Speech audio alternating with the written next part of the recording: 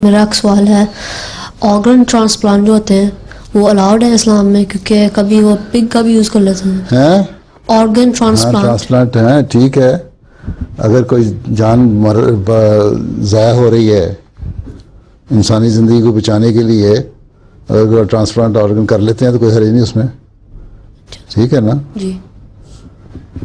तो उसमें तो कोई हर्ज नहीं हो जाता है। खुद ऑर्गन डोनेट भी करते हैं लोग, अपने बहुत चीज़ें डोनेट करते हैं, आंखें देते हैं और किडनीज देते हैं और दूसरी चीज़ें देते हैं, वो भी जायज़ है।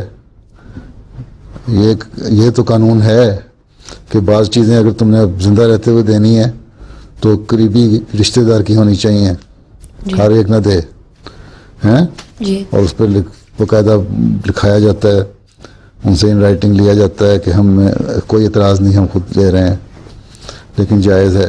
लेकिन इंसानी ज़िंदगी बचाने के लिए हैं एक इलाज है, उसके लिए अगर तुम्हारा ऑर्गन ट्रांसप्लांट किसी चीज़ का इस्तेमाल करते हो तो कोई हर्ज नहीं है, हैं जी। इंसानी चीज़ पिग का क्या इस्तेमाल करते हैं? हार्ट कहाँ इस्तेमाल करते हैं?